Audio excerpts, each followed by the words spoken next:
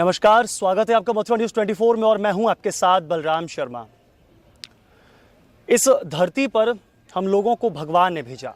कहते हैं कि हम भगवान के द्वारा निर्मित एक ऐसी चीज़ हैं जो शायद कोई उसे बना नहीं सकता है। हर चीज़ की कोई ना कोई कॉपी हो जाती है, लेकिन इंसान की कॉपी शायद कोई नहीं कर सकता है।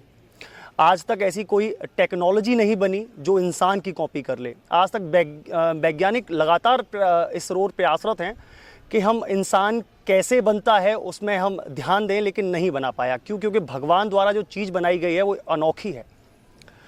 जब हम धरती पे हम लोगों को भेजा तो एक सबसे बड़ी जिम्मेदारी बनती है कि जो उनके बच्चे हैं, जो बेटे हैं या हमारे हों या प्रभु के हों, तो प्रभु के जो बच्चे हैं वह धरती पर खुश रहें और अच्छे तरीके से रहें। अब उसके लिए वो हर किसी के पास तो स्वयं नहीं जा सकते थे, इसलिए उन्होंने जगह जगह माँ और बाप के रूप में अपना एक कह दीजिए कि एक आशीर्वाद, एक परछाई भेजी, जिससे कि वह बच्चे खुश रह सकें और वो उनका ध्यान रख सके। हमारे जीवन में माँ और बाप प्रथम गुरु कहा जाता है। वैसे तो जीवन में कई गुरु बनते हैं, लेकिन सबसे पहला जो गुरु होता है वो माँ होती है और पिताजी होते हैं। लेकिन आज की परिस्थितियों को देखते हुए कहीं ना कहीं मन में एक कशिश उत्पन्न होती है। लोग आज अपने माँ बाप को अपने घर से निकाल देते हैं। या तो उनकी मानसिकता अच्छी नहीं होती है, या अपने घर के ही किसी मेंबर के प्रेशर में आके वो लोग ऐसा कदम उठा देते हैं और वह वृद्ध माता पिता अपने बच्चों की खुशी समझकर घर से निकल जाते हैं, वो भी हंसते हंसते।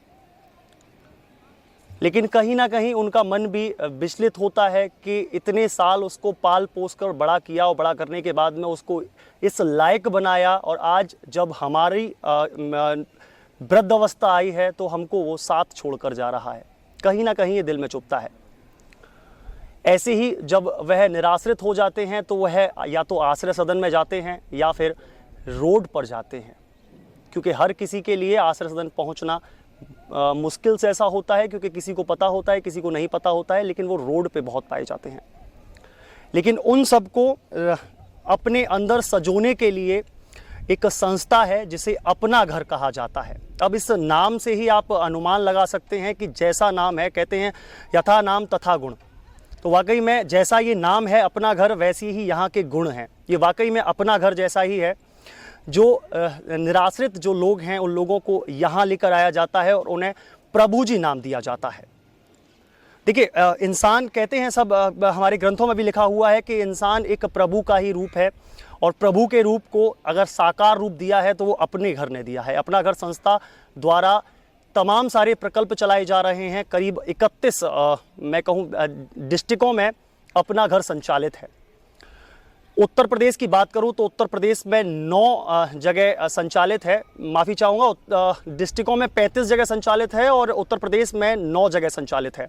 यहाँ हर तरीके की सेवा की जाती है, तन से, मन से और धन से, तीनों चीज़ों से समर्पित है अपना घर। वाकई में एक अनोखी एक मिसाल पेश करी है अपना घर ने, और जगह जगह संचालित भी है। भरतपुर, इस वक्त हम भरतपुर में बैठे हुए हैं। भरतपुर से करीब 12 से 15 किलोमीटर के समथिंग अंतराल में अपना घर जगह पड़ती है। बहुत ही सुंदर जगह है। मैं तो जब यहाँ एंट्री कर रहा था तो मैं खुद सोच रहा था, इतनी शांत जगह पर इतना अच्छा वातावरण में यहाँ ये संचालित होता है। तो आज इन्हीं चर्चाओं को लेकर हमारे साथ इस संस्था के जो संचालक हैं, संरक्षक हैं, या कह लीजिए कि इस संस्था को पूरे को खड़ा करने वाले जो हैं वो हमारे साथ इस समय मौजूद हैं। तो डीएम भारद्वाज जी इस समय हमारे साथ मौजूद हैं। सर, पहले तो बहुत में आपका सर, पहली बार मैं अपने घर में आया हूं। पहले तो अपना घर के बारे में मैं सबसे पहली एक चीज़ की क्वेरी करना चाहूँगा कि यहाँ लोगों को प्रभु जी कहा जाता है, उस प्रभु जी का अर्थ क्या है? देखिए, ये जो दीन दुखी असहाय बीमार हैं, हमारा मानना ऐसा है कि परमात्मा मानव की परीक्षा लेने के लिए आता है कि मैं देखता हूँ मैंने इसको अच्छा तन दिया, अच्छा मन दिया, ये मुझे पहचानता है या नहीं पहचानता।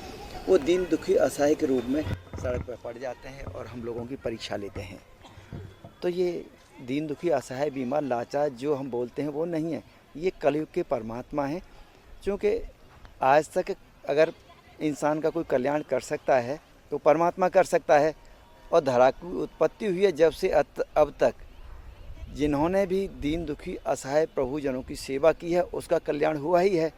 तो ये कलयुग के परमात्मा हैं, हम ऐसा मानते हैं। जी बिल्कुल। एक सवाल और मेरे मन में जब मैं आया था एंट्री कर रहा था तो मैंने आपसे पहले ही पूछा था कि कहाँ से ऐसा विचार आया कि एक अपना घर बनाना चाहिए, क्योंकि जिसका जो नाम है अपना घर, वाकई में ये है भी अपना घर जैसा ही है। यहाँ लोगों को अपना घर जैसा माहौल मिलता है, खाने से, पीने से, रहने से, लोगों के वातावरण से अपना घर जैसा लगता है। तो एक तो ये नाम आपने कहाँ से चुना और इस संस्था को खोलने का एक प्रेरणा कैसे मिली आपको? बेसिकली हम उत्तर प्रदेश के रहने वाले हैं। डिस्ट्रिक्ट अलीगढ़ में सहरी गांव पड़ता है। जी। जब हम 6 क्लास में पढ़ते थे तो हमारे गांव में एक वृद्ध थे, उनका अपना कोई नहीं था।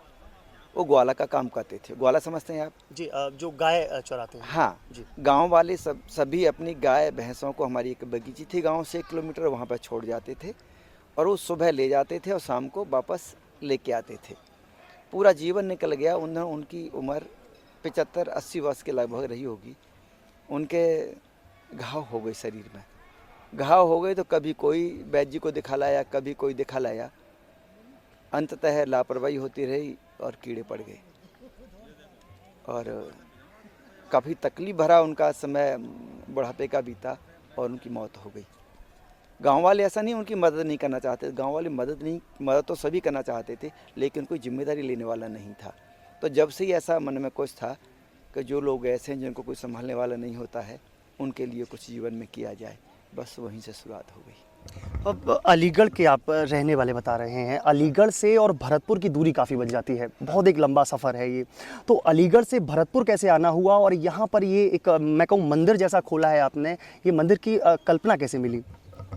हाँ, जब बेसिकली 12th करने के बाद मेडिकल ग्रेजुएशन करने के लिए भरतपुर आना हुआ। मैंने BHMS किया है होम्योपैथी में।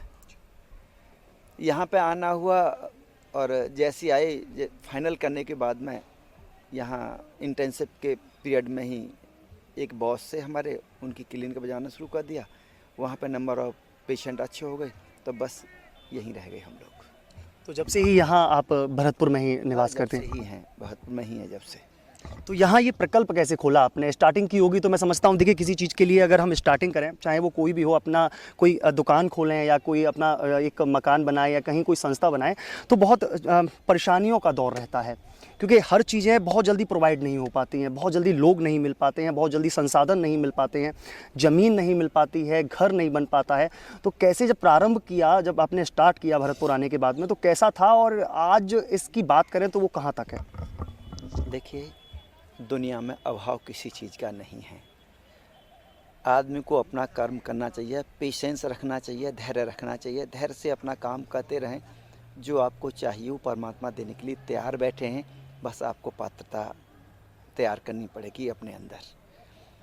शुरुआत की एक प्रभु जी से शुरुआत की और शुरुआत करने के बाद में 1 2 3 4 5 आते गए और हम अपना काम करते रहे। शुरुआत के दिनों में लोगों को उतना फेथ नहीं था कि ये राजस्थान है। बेसिकली हम यूपी से बिलोंग करते हैं, तो राजस्थान में कंपैरेटिवली कम बिलीव करते हैं यूपी वाले लोगों पर। और सच्चाई भी हल्का सा तो कहीं न कहीं अंतर तो है। राजस्थान के लोग थोड़ा सरल हैं कंपैरेटिवली हम लोगों के। तो शुरुआत के दिनों में हमारी पात्रता नहीं थी और काफ़ी असहजता भी होती थी, लेकिन धीरे धीरे ये हमें पता था कि हम अपना काम ईमानदारी से करते रहें तो व्यवस्थाएं पूरी होती चली जाएंगी और सब होता चला गया। अब ये हिंदुस्तान का सबसे बड़ा होम है। यहाँ पर इस समय 3100 से अधिक प्रभुजन हैं, जिसमें 1700 से अधिक माता बहनें हैं, 100 से अधिक बाल गोपाल हैं। इसकी कुछ खूबियाँ हैं। सबसे पहला तो यहाँ पर आवश्यक रूप से सभी को प्रवेश दिया जाता है। हिंदुस्तान में तो शायद कम जगह ऐसी होंगी कि सभी को एडमिशन दे दिया जाए। हमारा उद्देश्य है कि धरा पर कोई भी व्यक्ति ऐसा न रहे जिसको इस बात का एहसास हो कि मेरा इस दुनिया में कोई नहीं है। भले उसको अपने घर पर भरोसा न हो, घर वाले बाहर निकाल दें, किसी कारण से निकल जाएं या उनके पास घर नहीं है, एक समय आता है आदमी को सहारे की आवश्यकता होती है।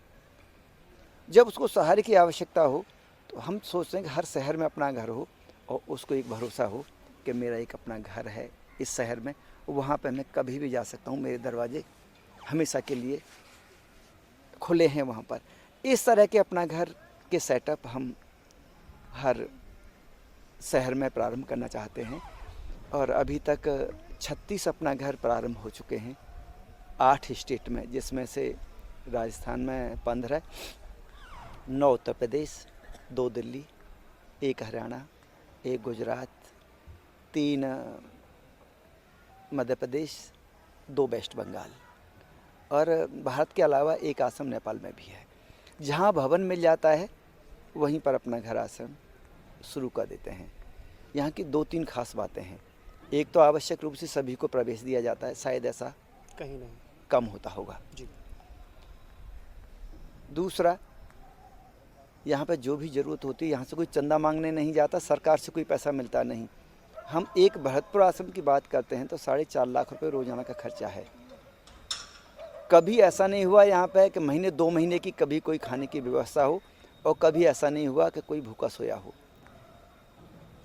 बताया, सरकार से कोई पैसा मिलता नहीं, चंदा मांगने कोई जाता नहीं। जो भी ज़रूरत है ऑफिस में आप देखेंगे ठाकुर जी को रोज़ाना चिट्ठी लिखी जाती है। आटा हो, दाल हो, चावल हो, डॉक्टर हो, इंजीनियर हो, आर्किटेक्ट हो, भूमि भवन, ट्रैक्टर, जो भी ज़रूरत है, मेडिसिन, इवन अंतिम संस्कार की सामग्री की ज़रूरत होती है, हम किसी संसार में किसी आदमी से नहीं मांगते, हम सीधा ठाकुर जी को लिख देते हैं और ठाकुर जी को जो लिखा जाता है वो आवश्यक रूप से आता है।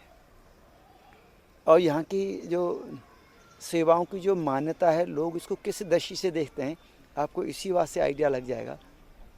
औसतन 600 बसों पर लोग अपना घर की तीर्थ यात्रा के बैनर लगा के आते हैं। सभी धर्म के लोग आते हैं, जैसे मस्जिद, मंदिर, चर्च, गुरुद्वारे जाते हैं, उसी तरह से यहाँ पर लोग आते हैं और अपनी श्रद्धा के अनुसार कोई 5 रुपये दे रहा है, कोई 50 दे रहा है, कोई 5000 दे रहा है, कोई आटा लेके आया है, कोई दाल लेके आया है, कोई सब्जी लेके आया है। इस तरह से लोग आस्था के साथ में अपना घर को देखते हैं। मैंने आपसे एक छोटा सा सवाल किया था कि ये अपना घर नाम कैसे चुना। देखिए, मैंने अक्सर संस्थाएं देखी हैं, बहुत सारी संस्थाएं हमारे वृंदावन में भी संचालित हैं और अन्य जगहों पर भी संचालित हैं, ब्रज के साथ साथ, और साथ में ही कि भारत में बहुत सारी संस्थाएं ऐसी हैं जो कि निराश्रित लोगों के लिए कार्य कर रही हैं, लेकिन सब अपना एक प्रचार प्रसार का माध्यम ढूंढते हैं कि कहीं ना कहीं हमारे नाम से एक प्रचार प्रसार हो, हम अपने नाम की संस्था खोलें, उस संस्था के नाम से हमारा प्रचार हो और हमारी संस्था का प्रचार हो। लेकिन अपना घर ना तो कोई प्रचार प्रसार का माध्यम जैसा लगता है, ना ऐसा लगता है कि नहीं कोई चुना हुआ किसी पर्टिकुलर किसी व्यक्ति का नाम है। अपना घर एक, जैसे हम कहते हैं मेरा घर है, तो अपना घर है एक वहाँ, तो ऐसा नॉर्मल सा एक नाम कैसे चुना और कैसे रखा है इसको? देखिए, आदमी दुनिया में कहीं पर भी घूम आए, लेकिन अपना घर तो अपना ही होता है ना। तो जब आदमी कहीं से आता है तो उसको ऐसा न लगे मैं कहीं दूसरी जगह जा रहा हूँ। कहाँ जा रहे हो? अपना घर जा रहा हूँ। तो जो एक एहसास होता है ना अपना घर का, और उसमें भी एक अपना घर का एहसास, अपनों का एहसास हो जाए, यहाँ पे 2-3 चीज़ आपको देखने को मिलेंगी। दुनिया की जितनी तकलीफ़ है ना, जितनी भी तकलीफ़ की चरम हो सकती है संसार में, वो आपको यहाँ पे देखने को मिल जाएगी।